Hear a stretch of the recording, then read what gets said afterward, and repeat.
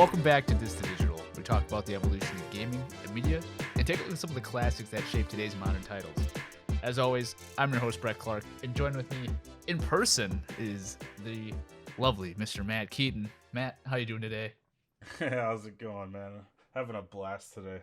How you doing today? I'm doing pretty good. So we decided to do something kind of cool and different for all the viewers at home. We were talking about Animal Crossing, and I was like, man, why don't we actually do the podcast in Animal Crossing?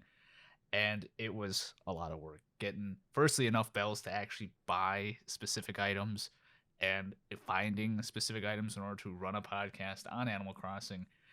It was very difficult for me anyways, because I really hadn't played the game consistently for a while. So come back in, there's bugs everywhere, weeds everywhere throughout my island. And for me, I think I'm actually very impressed with how the studio turned out. For those of you just listening, you can't really get the full feel of it. You actually should check out our YouTube video that we're probably going to upload within a couple of minutes here. But studio's great, you know. Yeah, absolutely. It was a lot of fun, man. I had a blast kind of bringing stuff over to your island, getting it all set up. I was actually playing this game quite a bit last night just to kind of reference, like I do every night before bed, just kind of chill out and play this game. And I had a lot of fun trying to gather items to help bring over. Obviously, this is just a starter studio for us, but yeah, I'm really happy with how it turned out. Look at that jukebox just shining there. It looks nice. Yeah, I love it. The really nice thing about Animal Crossing is that no matter what type of gamer you are, it's a game that almost everybody can play, and it's something that brings a lot of people together, especially with COVID happening. And Hmm. for people who haven't really ever played an Animal Crossing game, such as myself, this being my first ever Animal Crossing, I was absolutely blown away once I got into it after the first couple of days of the here's an axe, cut down a tree, yada yada. But after you get past those first initial tutorial days, you can do whatever you want in the game. And it kind of surprised me how in depth of a game it seems to be for everybody. It's not just a children's game, you know. There's so much more you can do than just talk to little animals and have people move in. You can rearrange, you can be an interior decorator, exterior decorator, you can buy stuff, you can do the turnip stock market. There's so much that you can do, and it's a game that I'm surprised that I left to come back to, and I'm like, man, this game is still really addicting. The hard problem is just finding enough time for it, you know. When you're working from home, it's perfect because you don't have to really do that much. You can take a little bit of time here and there, but then when you start going back to the office, it's like reality kicks in, and it's hard for you to find the time to play it every single day when you've got other games that you want to play. Or for instance, I've got to play games for the podcast or coordinate things with people for other projects and stuff like that. But what about your experience with Animal Crossing? Oh, absolutely. I totally I feel you on that for as far as time goes now. So for this game I've been playing since it released. Obviously it came out back in March, I think March 19th or March 20th. And this game pretty much single-handedly got me through my loss of job, um not being able to work and not being able to provide for my family and having a lot of stressors and problems and issues. This game really pulled me through my dark times this year.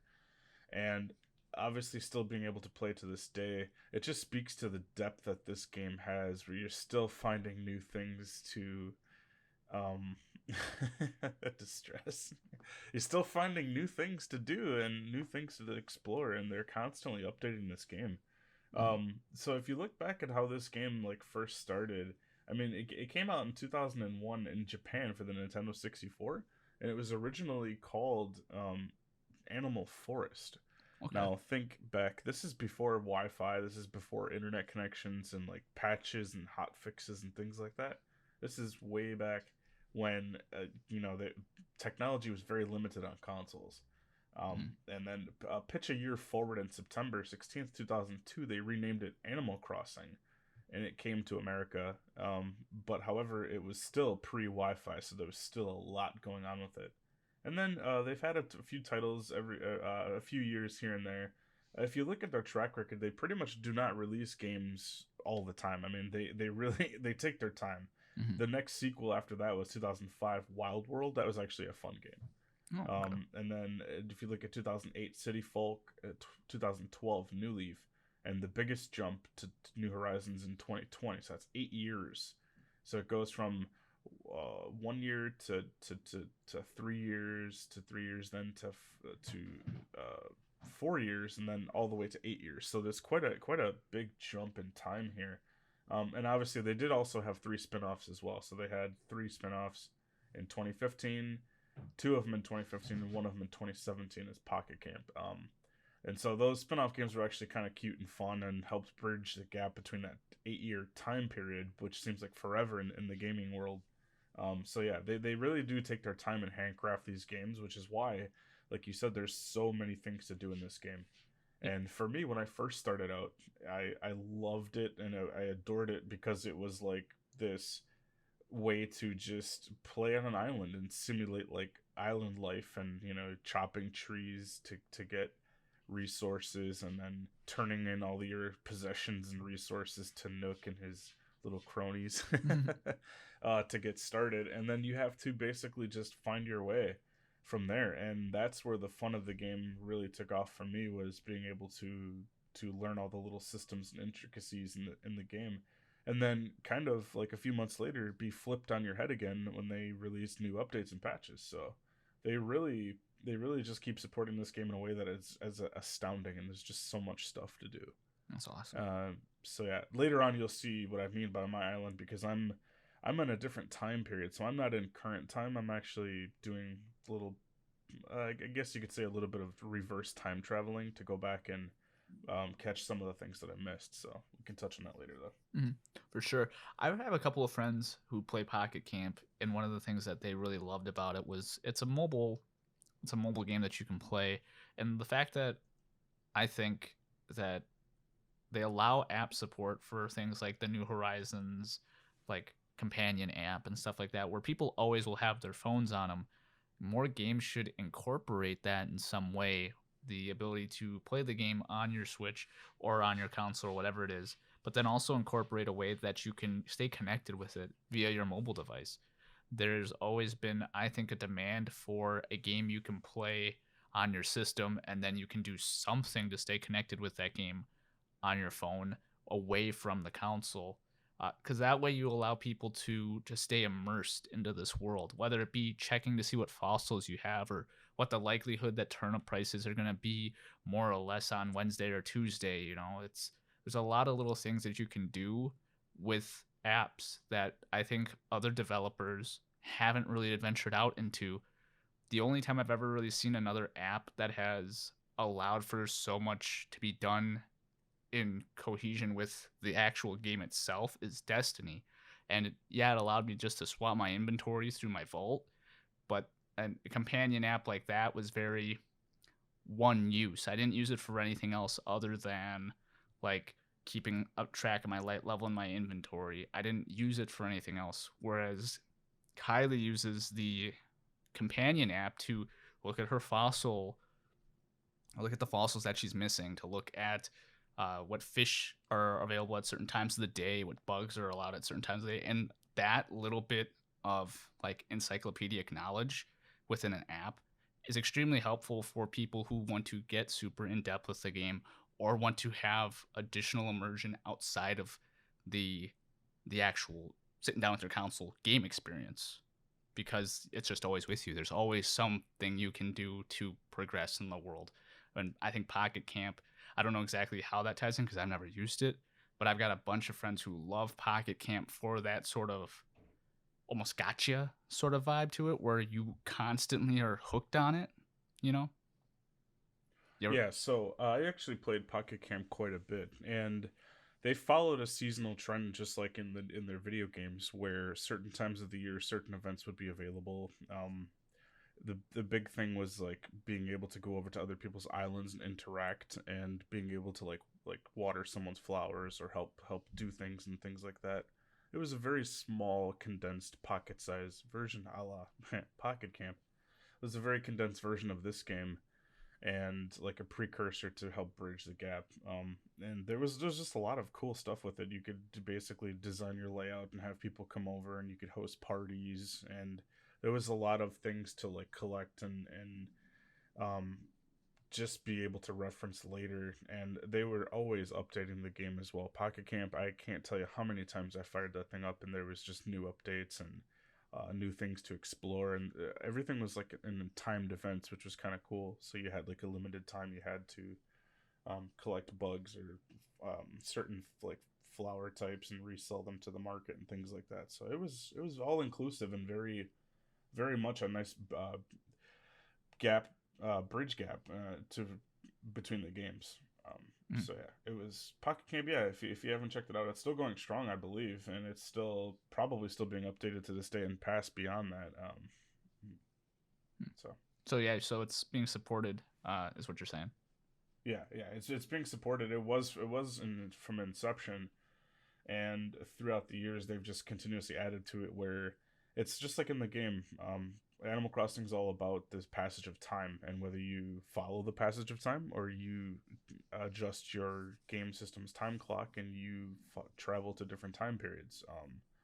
And so you really couldn't do that in Pocket Camp, so that was more like you were locked in, Mm-hmm. and it kind of followed like the path of wherever the current time and everything that you were in. So it was something that they tried to make it a breath of fresh air from the series, but also there was just so much to it that was just like, the game itself. Yeah, I agree with that.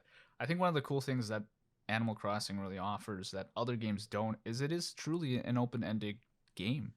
It's very like The Sims. Sims, you can do whatever you want. You can be a criminal. You can, uh, be a rock star and build a house. And Animal Crossing is just the same exact game as far as the simulation of a life. It's a life exploration sort of game, Mm-hmm. but except they do it with cute little animals and you can craft stuff, and unlike The Sims, I can interact with my friends, and I think that's something that we as humans really want to do, especially with COVID. I think Animal Crossing, that's the reason why I got it.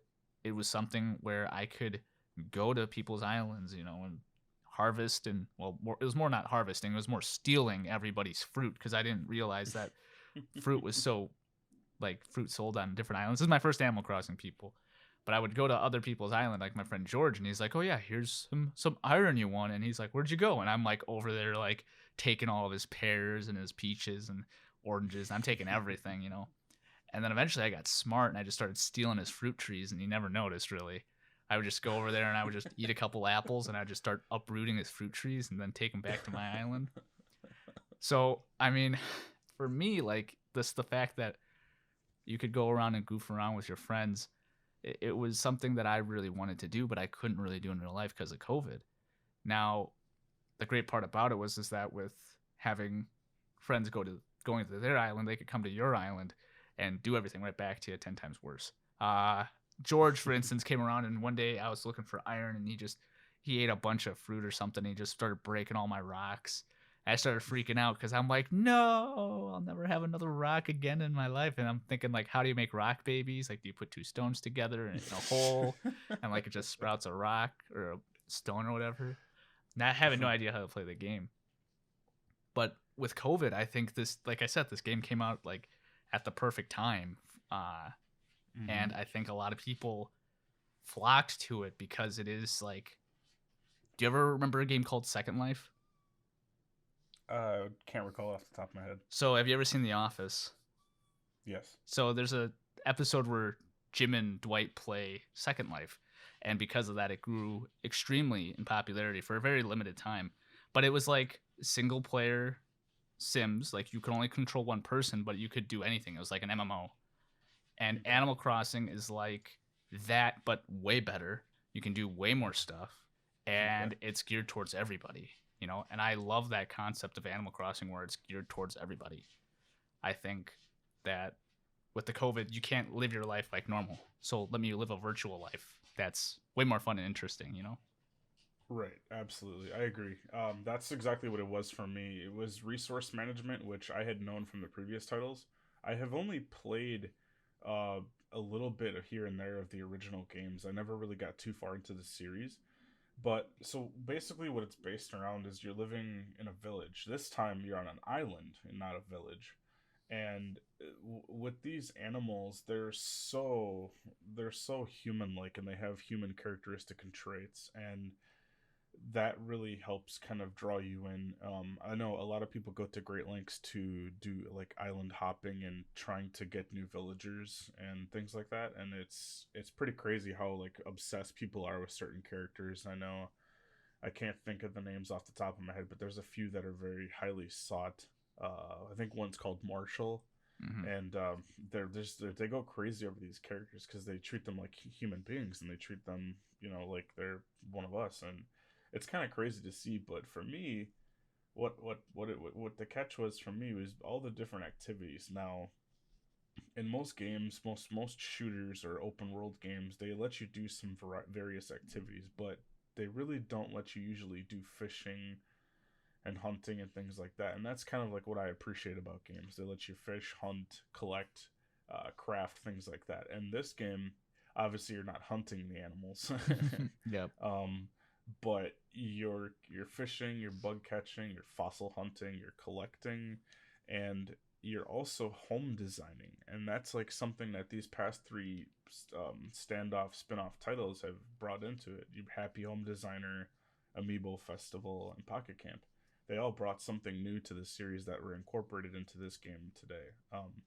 And the home designing thing is really fun. Obviously, with our studio, you can see we didn't really customize it too much. We wanted to just kind of go off of a vanilla studio and just kind of show you without all the customization side of it. But there's a lot of items in this game that you can actually use a customization kit and like design it differently, and that's something that Home Designer brought to the franchise, Hmm. and that's really fun for me. My wife took it up a notch, and she's got like a really decked out home, and her entryway when you walk in is usually something to do with seasonal changes with the new updates and things like that. So it's really cool. Hmm. Um, and the nuances when you're first starting off in the game, you're kind of like, what do I do next? And you always have to check in with Tom Nook, and he tells you, hey, you got to do this, you got to do that. But then once the game opens up, you really learn the intricacies. So for me, I think this game is made by some really ingenious people. I mean, if you think about the math that goes into this game, the algorithms that are encoded into this game, such that certain times of the year the decorations change, and like for instance, when you go from spring, here's a quick story. So I got the game pre-launch, okay, because they broke the street date here in Texas because of COVID. The Texas shutdown was to happen the day of the game's release. So GameStop called us and said, "Hey, come get the game early, because we're gonna be shut down on Friday." So we came a couple days early, got the game. They broke the street date, and so we got to see the game in its spring form before. Now, on the actual day of launch, the weeds and the trees and the grass changed color into like more of a spring type, and basically like a spring biodome. And that was pretty unique to see that, because just for the 1 or 2 days that we had the game early, the grass was different, everything was different, and it was just, the bugs were different. It was a different time period, and then on the actual launch day, it started spring, and then everything was different. So that was a really cool thing, and that kind of made us understand there's so much more to this game, and there's so much more to the coding and the numbers, and the chances of the special villagers that come, like, you've got Red, who comes and sells you fake paintings and stuff like that, Hmm. and you've got Leaf, who comes into the plaza and sells you his flowers, plants, and then you can sell him your weeds. uh, Sahara comes with her. She's a giraffe. She comes with her stereotypical carpets and things like that, and it's pretty fun. But there's all these different characters that come and appear, and it's all based on math, especially the stock market. That's all based on this specific mathematic algorithm that will dictate with how the prices for the stock market change each day. So, and the cool thing is they actually have an app out there. It's called Turnip Profit, and you can actually predict, and that's how you kind of can progress the game forward. And you can get a lot of bells from it. It's a really cool thing to try if you guys want to check that out. It's called Turnip Profit. But yeah, so basically, long story short, for me, this game and all of my nerding out and enjoying it has really gotten me through this whole just devastating year, and it's really helped keep my family together. My wife and I both have two Switches, and we both play together, and so us coming together to be able to do that in multiplayer form and with all the different things that you can do in the game, it's really been honestly a lifesaver. Mhm. Yeah, I feel you on that. You talk about playing with Jen. I mean, like me and Kylie, when I first got it, Kylie was walking me through it, holding my hand through absolutely everything. And then eventually I sort of tapered off playing other games, and I've come back to it, and Kylie's like 4 fossils away from having all of her fossils done, and she's trying to collect like last 2 fish off the pier and stuff like that. So the Mm-hmm. fact that you can come back at any time and still enjoy the game with somebody who's way further along than you is something that I really appreciate. Because in other games, like basic RPGs, if you come back to a game and you haven't been playing it for a while and someone else has been grinding, there's no way for somebody who's however many hours into the game and somebody who is a lower level to actually be able to play together in a meaningful way. But in Animal Crossing, there's no levels. It's life more or less. And so the fact that if I have a fossil that Kylie needs, like I might not necessarily need it. Kylie's island hasn't given it to her, so she can come take that fossil and stuff like that. Or Kylie can give me things like the desk or stuff like that we have here, because her island had it for sale, but mine didn't. Speaking of that, actually, the main camera we got here, I bought this morning from Kylie's island. I was setting it up, and I'm like, man, all we got is this little tiny rinky-dink video camera. I'm like, for this to digital podcast, we need something beefier, something stronger. And I was like, why don't I just check Kylie's island? And so I grabbed her Switch and I pulled it up. And I'm like, oh my goodness, like here it is, literally what I need. And it was like 12,000 bells. And I'm like, whatever. Mm-hmm. I walk around with 100,000 bells in my pocket because I'm such a billionaire. Not really. I'm super poor. If you guys want to donate to my island, please hit me up. Uh, I'm like a million away from being able to pay off my basement, which has like nothing in it. So when we exit the house here to go visit Matt's island, you will see that my house is barren. I'm so poor in this game. It's not even funny. I think you and George by yourselves have funded most of the house, to be honest. You know, you definitely paid for the this studio expansion. George has definitely paid for most of the bottom extension. I'm gonna say that right now. So thank you. Shout out to my buddy George. Uh, it's just an awesome game, for me. I was just very Mm-hmm. blown away with it, uh, with how in depth it was. Like I said earlier in the podcast. The other thing I really liked about it was with the concept of like time travel and stuff like that. It uses the internal clock inside of the Switch. And what I like about that is shops open at a certain time in the day, Mm-hmm. like 8 o'clock in the morning, which sucks, which is why I say now that working away from home, working at the office sucks because I can't go to the shop at 8 o'clock in the morning because that's when my shift starts at the office. Unless I'm taking my Switch to the office, which sometimes I do. Uh, you know, and I'm like, oh, what's in the shop today? And I'll do that right before our morning meeting because our morning meeting is normally like 8:30 to 9 o'clock. So I got like 5 minutes I can check as I'm walking in. Like, oh, what's he selling for today? Okay, well, don't buy that. Okay, whatever.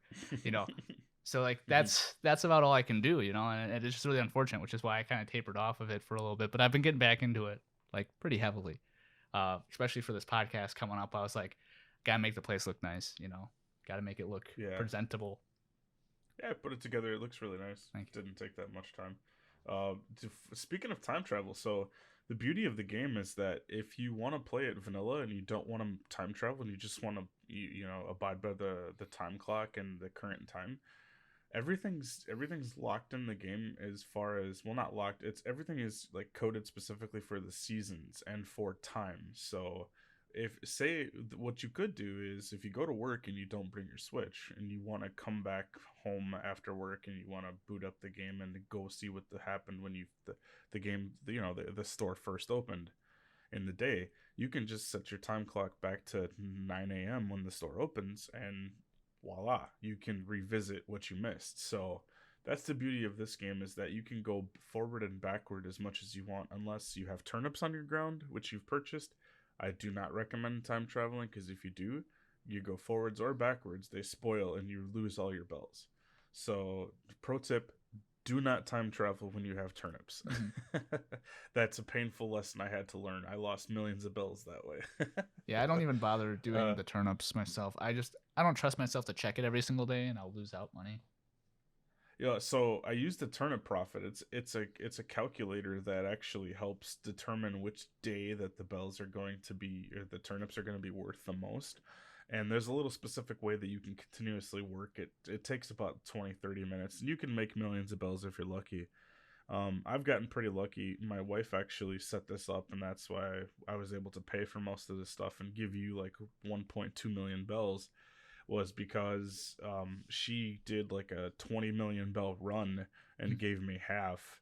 Oh wow. And what it does is she used my island. She bought the turnips from, and then she sold them on her island, which Oh, there was like, she was like laundering money through your island. I see how it is. Oh yeah. yes, Well, we won't tell the anybody else, IRS. really. You listen to this right here. This couple right here. You gotta watch out for them. So yeah, but yeah, it's really cool. And through all the expansions, I probably have like 2 million bells left, but it can be pretty pricey. Yeah. But yeah, so the time travel and the ecosystem in this game is just epic. I mean, everything costs a certain amount, and you try to resell it, and it costs less, and it's pretty crazy when you think about it. Um, for one thing, I was wondering with you. So for me, I like to play the game for the game mechanics. I like to play it docked or undocked. I don't really have a preference. Hmm. But I do have a preference with the controller. Now I was wondering what you use. I like to use the Pro controller and have it docked. It's just way more comfortable. And see, my wife, she uses it docked, but she takes the Joy Cons off and uses those. So I Yeah. was kind of curious. What's your play style? What's your comfort level? So I personally, I really like the Joy Cons. Uh, I have kind of smaller to medium sized hands, mainly on the small medium sized hands, and the Joy-Con feels really nice in the hands, just naked without the like slides on the side. Hmm. Uh, for people out there who want to make a little bit of cash, if you find a way to just cover up the little buttons, like just a simple slide that goes over it, I'd buy a billion off of you. Not really a billion, but I'd buy them right away because I like the form factor of the Switch Joy Cons by themselves, but I don't like the idea of having all of that exposed. Like those little tiny Hmm. buttons. Like I literally just want something to cover those, but I guess you do need the buttons for some things. But Well, your system should have come with two that slide over. yeah, but those make it extra bulky. Yeah, okay, I see what you're Yeah, so saying. like if Yeah, I could keep like a silicone cover or something very minor, to cover it, yeah, it'd be perfect. yeah. They sell grips out there for it. Yeah. The one reason I really like the Joy-Cons is because like sometimes like Kylie's playing on the couch, and Kylie, I've really just seen Kylie play in handheld mode a lot. And then I've seen her play docked on occasion. Like if her Switch is about to die, then she'll play in docked. But for me, the reason I like Joy-Cons is because they split apart, and I wish more controllers did this, because when they're split apart, I can like I can do stuff with my arms. I can lay in different positions than I would be able to traditionally with a controller. Because sometimes Kylie will like be playing handheld and she'll like lean against like my shoulder, so I'd have to like put my arm around her. But if I had a normal controller, it'd be really awkward to put your arm around somebody and then hold the controller. But with Joy Mm. Cons being split, you can put your arm around them and then have your other arm, yeah, I don't know, like over by the cat. It doesn't really matter in my general like experience like where your arms are, but the fact is that they almost become an extension of your hand and your arms, and no matter where you are with your hands, you can play the game entirely. And that's why I really love Joy-Cons. I'm a really big advocate for a split controller. I wish other consoles did that. They don't have that for PC. And it is this is one of the reasons why the Switch is my favorite console right now. You know, it's because this is something that I've never experienced before, like until the Switch. So the fact that I can play a super casual game like Animal Crossing in any position, like I can play like in bed, I can have my hands under my pillow or something, like, Hmm. or I can play like with like one hand over the pillow, or not over the pillow, over the sheets, one hand under the sheets. You know, it doesn't really matter in bed. You know, it just, as long as I can lay comfortably, like I can lay one hand above my head, one hand on my belly, like this, the ability to play split like that, it's crazy. I'm going really in depth and something I really don't need to, but I like the Well, split no, Joy Cons. You know. it helps explain the experience. So for me, with having back issues and needing to lay a certain way in bed, and even having an adjustable bed, it makes it much more comfortable. But yeah, you're exactly right. I do like using the Joy Cons as far as when I have to dock it on the TV and I have to lay in bed, because then I can just rest my arms down at my side and I don't have to pick up the controller and physically have my arms bent and raised to be able to play. So that I understand what you're saying. That's not too much detail. I mean, that's just letting everybody know how you play. Yeah. And the comfort and the form factor of the Switch is excellent, and it really helps in the game. There's just a different feeling from the Pro controller to the Joy Cons back and forth, Mm. that you really can't get in any other console, like you said specifically. Yeah. So yeah. I feel like the analog sticks are the only point of contingency that I have with the Joy Cons, but at the end of the Mm-hmm. day, like it doesn't matter. The best controller is the controller that you use daily, and I use Joy Cons daily. Like, Mm-hmm. could the analog sticks be a little better? Yeah, they could, but I'm really not going to complain about them. The Joy Cons themselves, though, if you think about the technology inside of them, their motion control and everything inside of it's fantastic. In a small little package, it's impressive that they were able to cram so much tech into it. Uh, Mm-hmm. if you've ever played a Nintendo Labo, I've gotten the blessing to actually experience a Nintendo Labo for work when I used to work for Best Buy. Uh, they let me do their Nintendo Labo test because there wasn't really anybody else who actually like wanted to do it for some reason. None of the guys in the gaming department wanted to do that, but the connected home guy did, so I got to do it. Um, I was the smart home expert for those of you who wondered, but for some odd reason they let me do the digital whatever department thing for the day. And so the Nintendo rep was telling me, they're like, "Oh yeah, there's all these different things that you can do with the Joy-Con, like," and the Nintendo Labo showcased that very well. And like with just the gyroscope inside of it was very impressive. The IR sensor inside of it was impressive, you know. And so there's a lot of things that incorporate into smaller games, uh, like Resident Evil, for instance, had a thing where you reload by tapping the two bottoms of the Joy Cons together, but that's based off the gyroscope motors inside of them, and that's Mm-hmm. cool. I'm yet to see anything like that really happen for Animal Crossing, where they have like a gimmicky, I say gimmicky, sort of control style, but I don't need that. You know, I just need to be able to push a button and have it work. You know, so Yeah. and as cool as that is to have that option, I think the fact that Animal Crossing didn't force that experience onto people is even better. The fact that they went with a traditional button and stick scheme is it's why I continue to really like the Joy Cons, is because from a level those perform extremely well, and they have the potential to do these additional controls.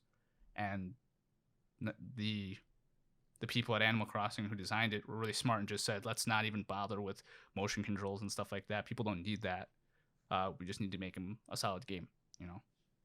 Mm-hmm. Whereas the people who did let's go Pikachu and let's go Eevee, on the other hand, unless you're handheld, you can't do anything other than throw your Joy-Con at the TV in order to play that stupid Mm. game.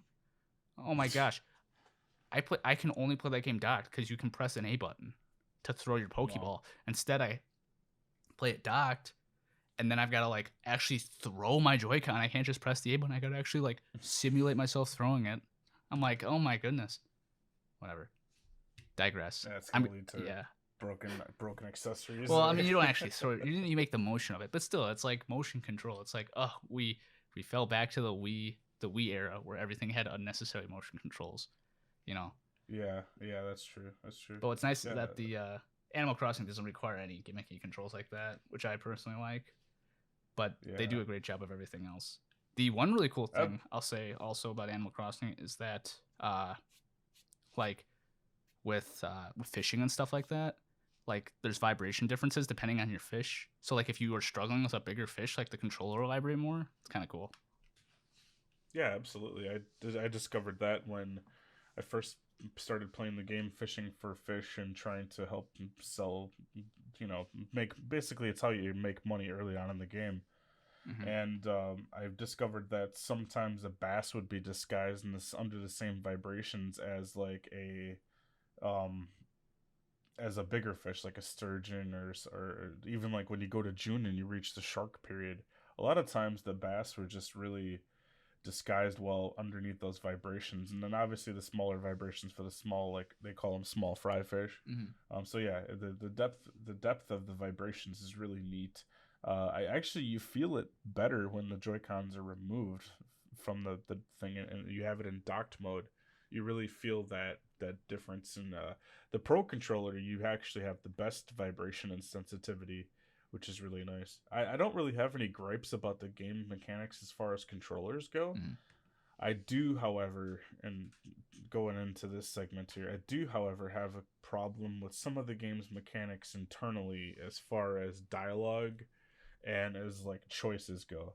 So it's just like one or two small gripes. The biggest one is that the menu system in the game, when not the Nook phone, but when you're going to go to someone's island, you literally have to go through 6 or 7 steps just to be able to go online and just to be able to get to someone's island.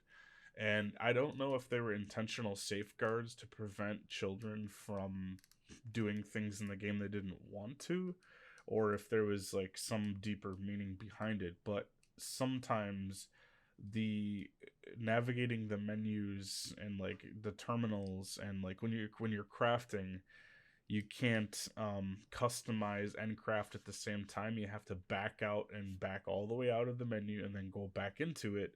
It's just it's a small petty gripe, but there's just some things with the menu and the navigation having to take so much of your time to go back, especially when you're talking to Nook, is really a pain in the butt. Mm. When you go talk to Nook and you want to customize your village, your island, or you want to relocate your house or upgrade your house, or say, if you want to relocate some specific villager or the shop or whatever the case may be, or you want to build a bridge or build an incline or demolish something, you literally sit in the menu for like half an hour. It takes me like 30 minutes sometimes just to get through his dialogue and to get to where you need to go.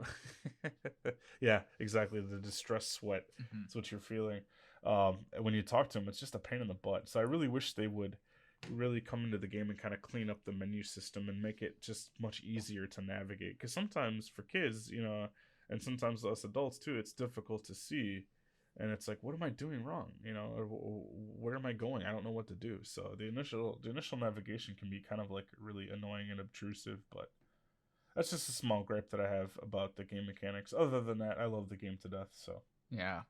I had to get up there because I just realized that we never hit record on the Animal Crossing cameras. They're never powered on. We didn't power on any of the cameras. So, okay. yeah, about that. Anyways, I think I agree with you on certain things. There are definitely some mechanics that I really in the game don't have a favor for, but like as far as the control scheme goes, I have nothing wrong with it. Um, one thing I really don't like is breakable items. They Breath of the Wild the game, like Breath of the Wild. I don't know why you have breakable items in Breath of the Wild. I get it; it's an open world experience, but once you get the Master Sword breaks. I don't know what is with this 2018 style design of everything's breakable. Yeah. And I wish like if I make something other than the ladder and the pole, it doesn't break. Because my big thing is like I'll be like fishing or something. That's like, oh, your fishing rod broke. Well, now I got to take up 2 slots to have 2 fishing poles at all times, you know? Or I have to have a customization kit on me in order to customize it, but then I have to go to a bench or something to customize it. And it's like, it just takes time away from the game that I could be playing the game strictly. Also takes up Mm-hmm. inventory slots that I don't necessarily want to have filled with my inventory being twos of everything. So, I mean, like if I was to show my inventory right now, for instance, I've got 2 fishing rods, 2 shovels, 2 axes. So Mm-hmm. that's just me being like preemptive, like that something will eventually break, and that's my one biggest mechanical downside to the game. It's my one big gripe against it. But Matt, Yeah. Go ahead. It can be a real pain in the butt with that. Specifically when you're terraforming, and for me, you'll see shortly when we visit my island. Terraforming was a pain in the butt to try to get everything perfect the way you want it, and you really can't. You really can't have the quintessential perfect island in this game. Let's face it, folks. Mhm. You really can't. But when you're trying to move and dig up things that you have to remove and replant, and your shovel breaks after like a certain amount of predetermined, I think it's like 30 strikes or It's 30 50. uses, and then your shovel breaks, or 50. Yeah. Um, the 30 is the initial shovel. It's like the wooden shovel. But yeah, so when you get to the 50, I mean, no one's gonna sit there and count how many times they use the shovel. At least I hope not, because then I mean you really wouldn't have much of a life. But um, tracking your weapon, like your damage and over off of your tools, they should have like a little meter. That's one gripe I would guess I would say I have.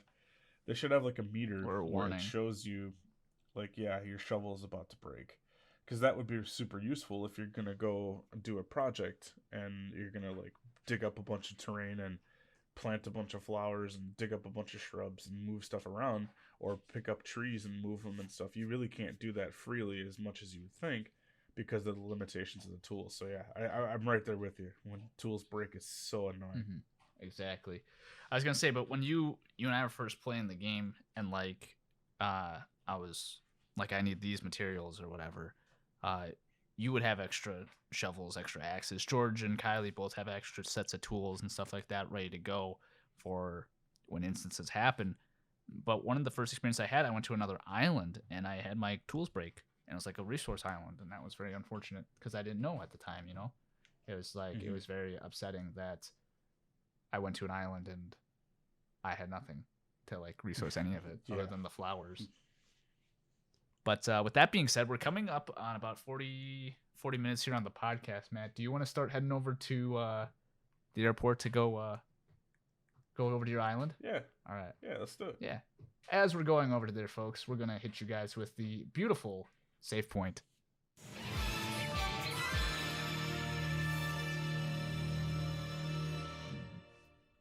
So this week's save point, we would like to kind of just discuss about Thanksgiving and say that we are thankful for all of you guys listening to our podcast. Last podcast was before Thanksgiving, and today is actually being recorded slightly after Thanksgiving because obviously we have to record it in order to put it out on Mondays. So thank you everybody for tuning into our podcast every week and showing your lovely support. We really do appreciate that. I also like to thank Humble Bundle for giving us some great deals for you guys to be able to save money during this holiday season, and also to be able to give some money towards Holt International Adoption Agency. It really helped a lot. We actually got some people buying through our link, and those dollars help contribute to a charity that I and me and Matt both think is a very charitable cause. So thank you for those who have clicked the links and who have purchased stuff. We appreciate that. It also helps us. We get a minor kickback as well. So thank you to everybody for that. If you guys want to give any ideas for the podcast, as far as what games we should do, if you guys like this particular episode a lot, please leave us a comment at our social medias or on our website at disdigital.net or our Facebook group. And we are more than happy to talk to you guys there as well and listen to any suggestions that you guys have. Oh my gosh, I forgot that I broke quarantine here for a second. I got to put a mask on. Is there anything you want to say, Matt? I just want to say thank you to everybody for your continued support. I appreciate everybody popping in on our live streams and checking out our YouTube videos and just welcoming us and being a part of what we do. We really do appreciate you guys. Me, I had a great, fantastic Thanksgiving. I want to give a shout out to Casey and Sarah. Sarah put on a fantastic dinner for us. She is my wife's cousin. They had us over. We had a great dinner, had some wine, and just had a great time all together. And I just want to give a shout out to them and say thank you very much. Really had a blast, and we look forward to visiting you guys again soon. Yeah, that's awesome. Yeah, we stayed at my parents' place and just had some dinner over there. We got to see all my cousins and stuff like that. And I'd like to give a shout out to Nick and Sandy for showing their support and being proud cousins. All right, Matt. So this is your island, and so for those of Yeah. you who are not too familiar with this, this is our first time actually playing a game live on the podcast. So bear with us. We are doing something a little different here. Uh, for those of you at home who are just listening to us, I will direct you guys as if it was the assisted audio when you watch TV. Oh boy. A stone All right, path. so so yeah, so this is my entryway here. Just a cute little setup I got going here. Off to the left here, past the bicycle here, I've got a little marketplace. That's where I drop off all my wife's items, and she kind of comes over to pick up all of her stuff. Oh, see, We do a you lot of guys launder so trading much stuff. You even have like a little site for back. it. A product distribution Yes. center. So yeah, I came up with the idea to pull the palm trees off the beach because they were taking up just too much space, and so I thought it would be kind of neat to have it as more of like a central centerpiece for the island. As you can see further, if you go this way, it stops at my bridge here, Hmm. and everything's kind of intricately woven. I mean, I have a whole purpose for everything. Here, let me step out here, and we'll come back. Oh, step out there. Once We'll be right back. You said. once you, no. You once you, oh, you're going for my fish. Okay. Yeah. I'll hold on. Yeah. So There you go. for those of you who don't know, I'm a great angler. So All right, you got a black bass, the most metal. oh, that's exactly what I'm talking about. See, my fishing pole broke. That's exactly what I'm talking about, ladies and gentlemen. I just bought that fishing pole. See, that's why you always carry 2 fishing poles. Go to jack a fish and break a fishing pole. All right, so this way. Sorry about that yelling in your ear, guys. I was just surprised that my fishing pole broke the first time I got to use it today. So this is my little upper facade here. This is my tribute to the fish gods, my torture of the world famous sea bass. Such a pain in the butt with these guys. You always catch them. You're always looking for other fish, and you always you never seem to quite catch the fish you want. And the sea bass is like the cheapest fish. You don't get anything for it. It's really annoying.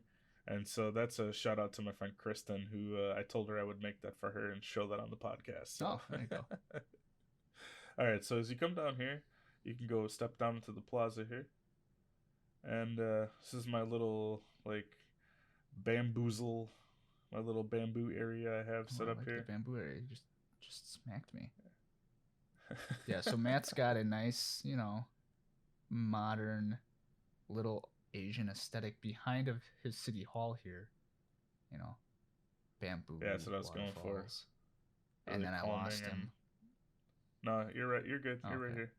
You can take a seat on the bench. Here I'm the if you blind want. one. Just push forward. I'm There you pushing go. forward. There we go. There you go. All right. Man, so much stress just playing this game. Yeah, sometimes it can be. Yeah.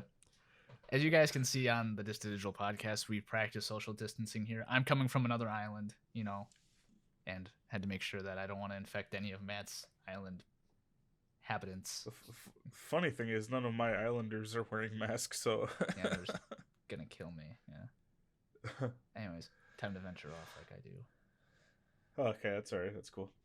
So Matt's got this very I'll open just sit on the field here. bench here. You know what? You should get a soccer net or something over there. Yeah, I was thinking about it. I don't really know. Why do you got the guy from Breath of just- the Wild over here? Just so you folks know, my island is a work in progress. Obviously, this is like my 5th island that I've started. So I've settled on this one, so that's why I've put more love and attention into it. But I'm not quite finished yet. I have to have the time. Yeah, it's a nice little island. It's way better looking than mine. Oh, people are already packing their bags. Oh no, it's amps for your music section for live music. People are already packing their bags. Yeah. Not hardly. No, it's kind of awesome.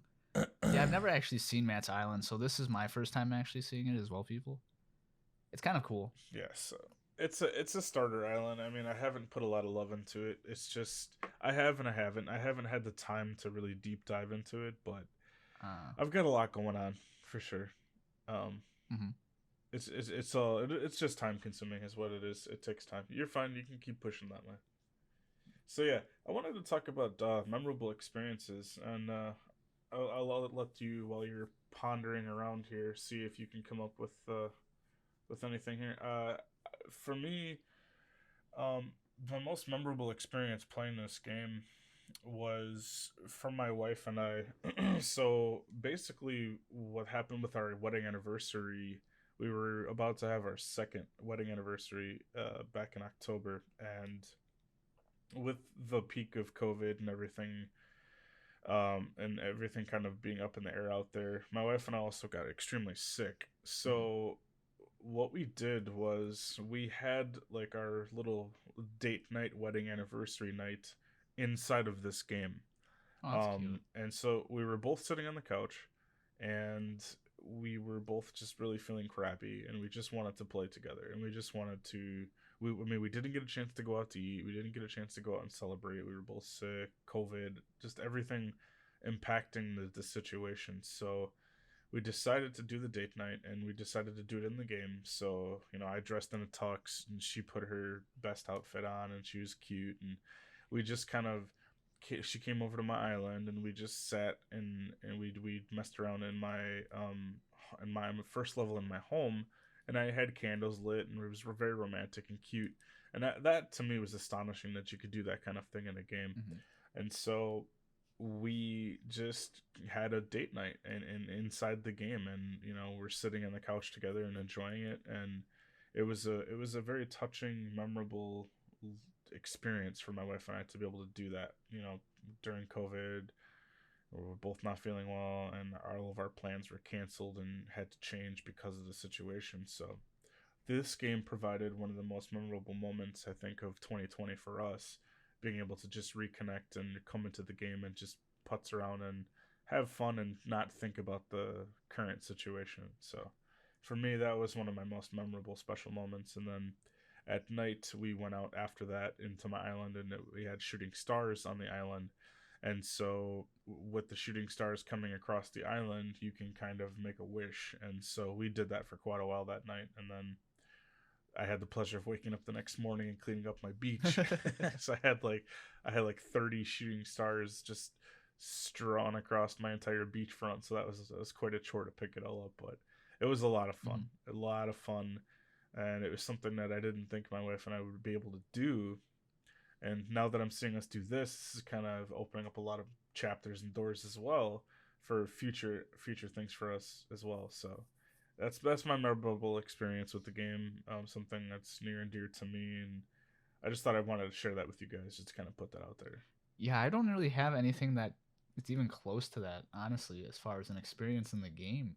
For me, the closest thing I have to a memorable experience is just everybody in the game helping me out. Kylie, you, George, just you guys were always there to just kind of make sure that I had the right materials I needed. And I think Kylie especially was excited to play the game together, and so like resources and stuff like Mm-hmm. that I needed, she'd always have extras of because she already was pretty in depth with the game. What is this boat over here?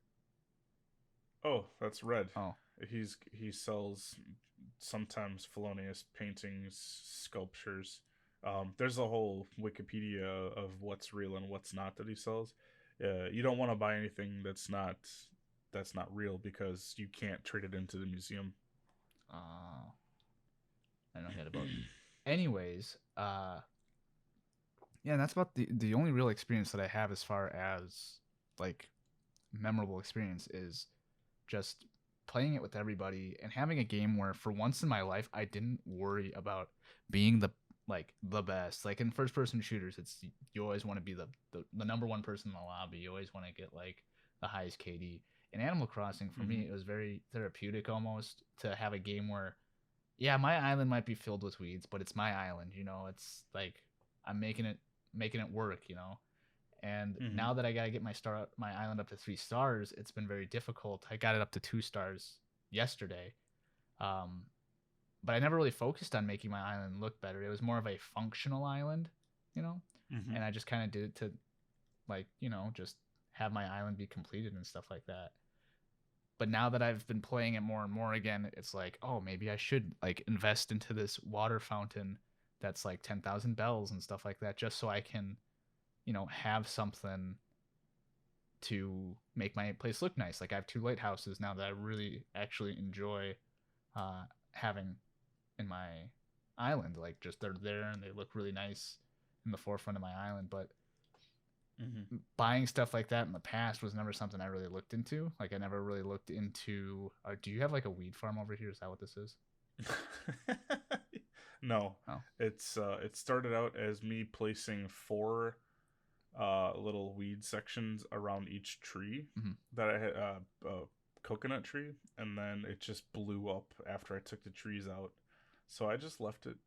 And in the fall, it looks like seagrass, so it looks really cool. But right now, it's just kind of like looks kind of bummy. We'll take the. Well, I don't know what it is. I'm not gonna ruin it. I was just like, oh, there's some That's extra okay. ones. It's not a weed farm or anything. It's just I Yeah, left you it. can. It's for aesthetics.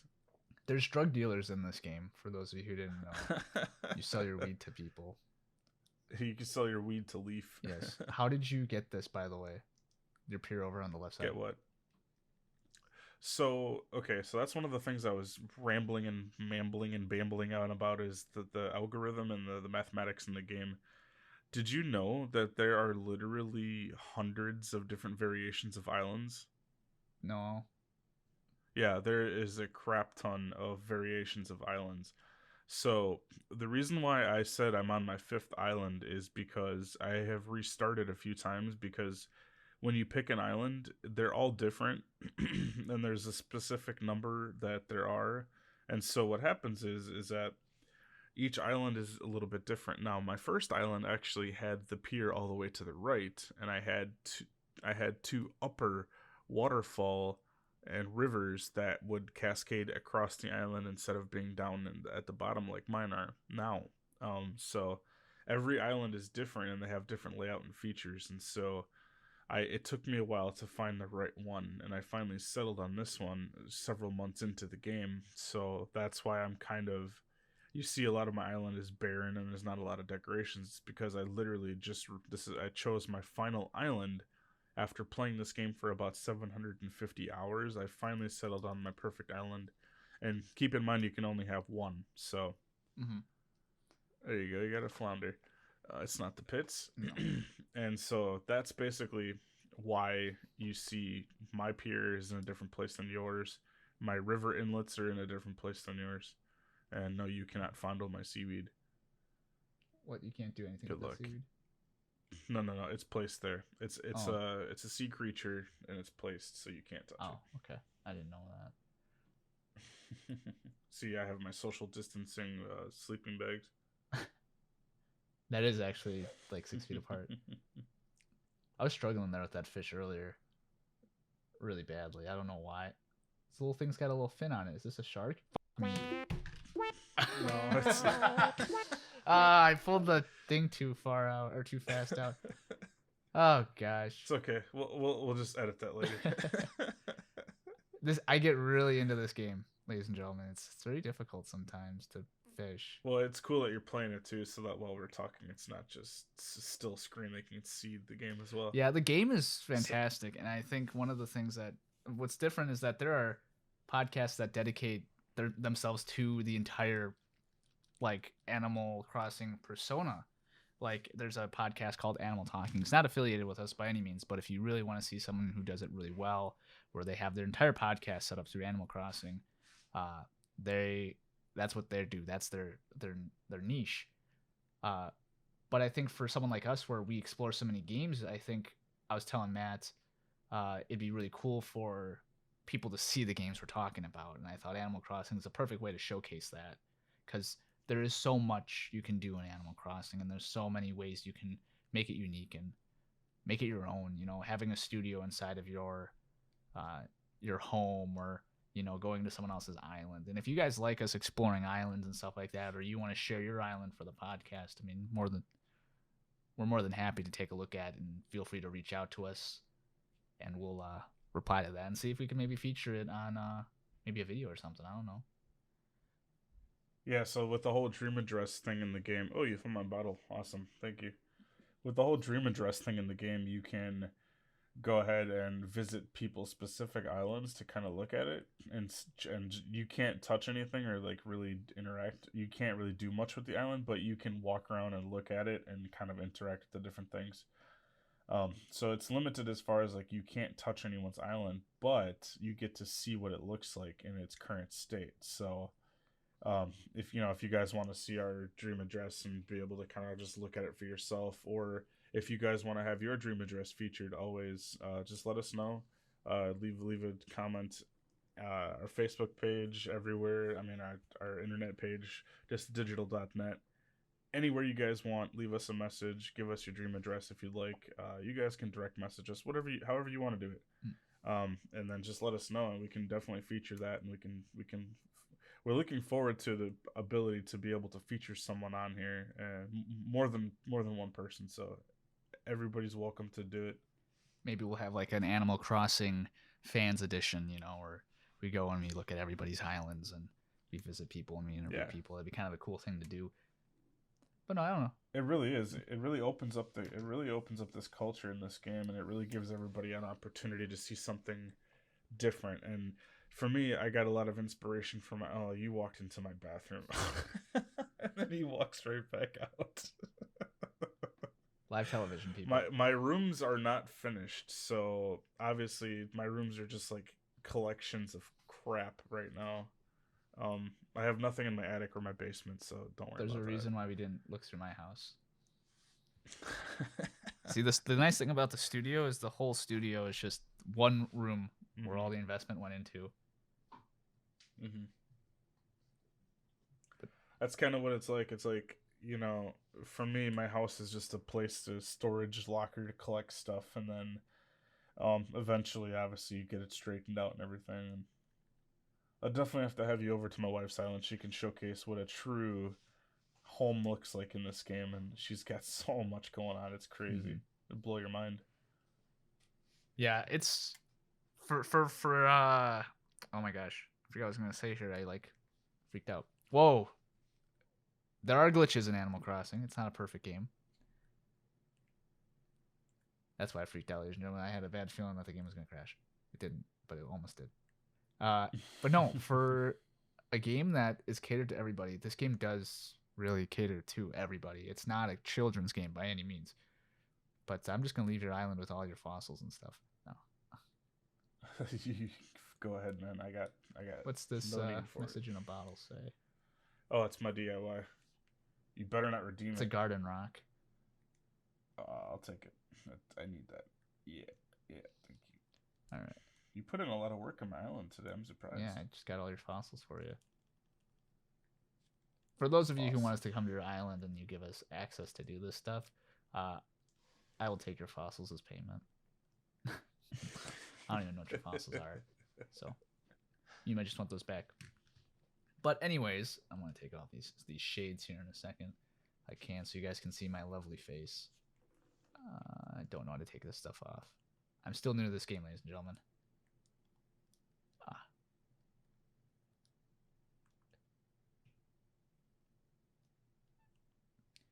Anyways, we got this all set up here. Little technical difficulties here. I'm sorry about that. Anyways, I think that's all we got here for the show, man. Unless you got anything else you want to say. No, just strongly encourage anybody who has a Switch or maybe is thinking about, what's that Switch? What does it do? Crazy little console, well worth the money. This game is definitely a highlight for it, among a few others that are like gems as well. This is definitely one hidden gem as well. So I encourage you guys to pick it up, try it out. And if you're kind of curious or on the fence, go to YouTube. YouTube is your friend. There are a million, bajillion, gazillion videos on how to play it, what to do in it, all sorts of stuff. It's crazy. A lot of deep detail things, and I give you guys a better look at the game as well if you want. So, yeah. Anyways, yeah, guys, get a chance to check it out if you can. Mm-hmm. It will definitely change your life for the better, and it'll bring you together with your friends, and it's just a perfect way to do that. So, anyways, that's all the time we have, folks. Thank you so much for tuning in today. And as always, I'm Brett Clark, and this is my co-host Matt Keaton. And from all of us here at Disc to Digital, thank you for tuning in. And we'll see you guys in the next one. Take care. Thanks, guys. Take care.